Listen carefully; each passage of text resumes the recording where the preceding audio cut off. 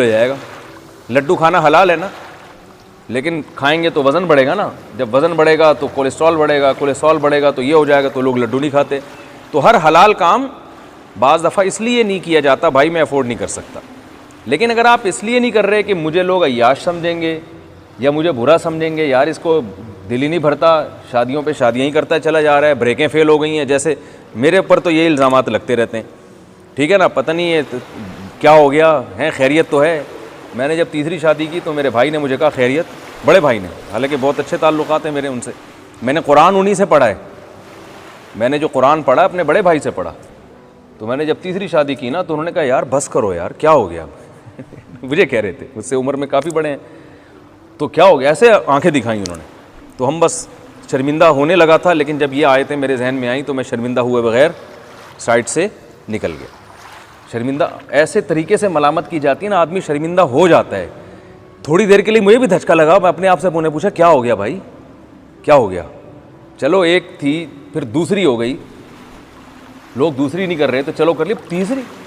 तो ऐसे उन्होंने मुझे ऐसे यूं करके, मेरे भाई साहब अल्लाह उनकी उम्र में खूब बरकत दे, बहुत अच्छे हैं माशाल्लाह, तो ऐसे जब आंखें दिखाई ना तो मैं भी थोड़ा सा शर्मिंदा होते होते रह गया मैं एकदम मैं जो है ना साइड से निकल गया। मैंने कहा यार, फिर मैंने गौर किया भाई ला तुहर्रिमू तय्यिबाति मा अहल्लल्लाह, बीवी को तकलीफ़ हो तो समझ में आता है, उस पर सोकन आई है, वो नाराज़गी का इजहार करे, ये बिल्कुल सही।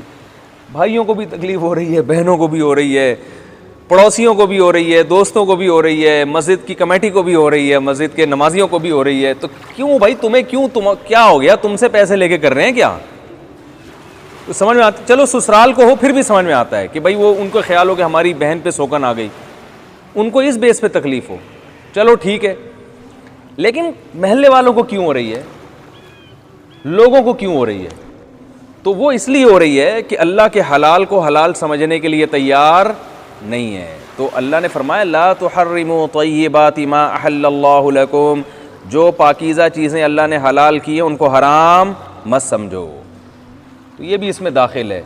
और उलमा ने लिखा है अगर कोई अय्याशी के लिए भी 4 शादियाँ कर रहा है ना, हुकूक अदा करने का इरादा है, अय्याशी का ये मतलब नहीं कि बस शादी कर करके छोड़ के तलाक़ें दे के शादियाँ करूँगा और हुकूक भी अदा नहीं, बस जैसे बाज़ लोग करते हैं, ये गलत है, इसको कोई अप्रिशिएट नहीं करता।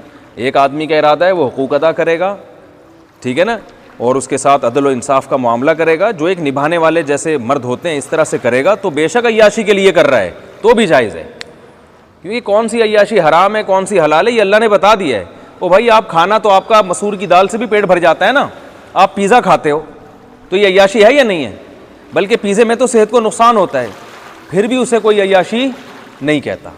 अपने खर्चे से, अब कोई आपसे कहे कि यार तुम्हें शर्म नहीं आती, पिज़्ज़ा खा रहे हो, कल भी पिज़्ज़ा खा रहे थे, आज फिर पिज़्ज़ा खा रहे हो, कल मैंने तुम्हें देखा था बर्गर खा रहे थे, निहारी खा रहे थे, आज फिर निहारी, क्या ये अय्याशी है। तो आप कहोगे भाई अपने पैसों से खा रहा हूँ, तुझे कोई तकलीफ़ है, चोरी करके खाता तो तकलीफ़ होती ना।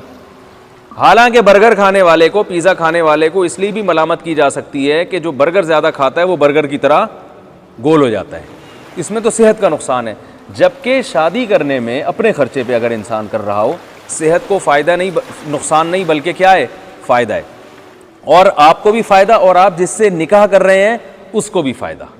तभी तो वो आपसे निकाह के लिए तैयार हुई है। कोई भी खातून आपसे निकाह करती है तो उसको अपना फ़ायदा नज़र आए तभी हुई ना तैयार, वो उसका भी फ़ायदा, उसके रिश्तेदारों का भी फ़ायदा, उसकी औलाद का भी फ़ायदा कि वो औलाद की कफ़ालत करने वाला बाप मिल गया, तो फ़ायदे ही फ़ायदे हैं। तो इसलिए जो है ना, फ़ायदा नहीं भी होता तो अल्लाह ने जब कह दिया हलाल है तो हलाल है। तो इसलिए कोई अय्याशी के लिए भी 4 शादियाँ कर रहा हो बिल्कुल हलाल है, इसमें अपनी तरफ से आपको अल्लाह ने बता दिया कि हराम अय्याशी कौन सी है और हलाल अय्याशी कौन सी है। हराम ज़िना है और हलाल क्या है, निकाह है। बाज़ लोग कहते हैं करनी है तो बेवा औरतों से करो, यकीनन सवाब की बात है, बेवा औरत से करें, लेकिन अगर कोई खूबसूरत सी कंवारी लड़की तलाश करके करता है तो भी ठीक है। समझ में आ रही है बात, हलाल है ना भाई, हलाल है। हाँ, उस लड़की को ये कहा जाएगा कि तुम क्यों कर रही हो इससे, तुम किसी कंवारे से करो भाई।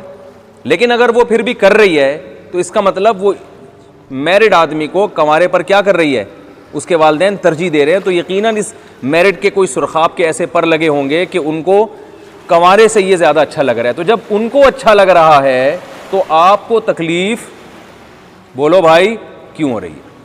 लोग कहते हैं ना कि कंवारी से की है तो ये तो बड़ी अय्याशी है, भाई कंवारी से ज़बरदस्ती नहीं की है, उसकी मर्जी से की है, तो उसने भी अपनी मर्जी से की है, उसके अब्बा भी राज़ी, उसकी अम्मा भी राज़ी, उसके भाई भी राज़ी।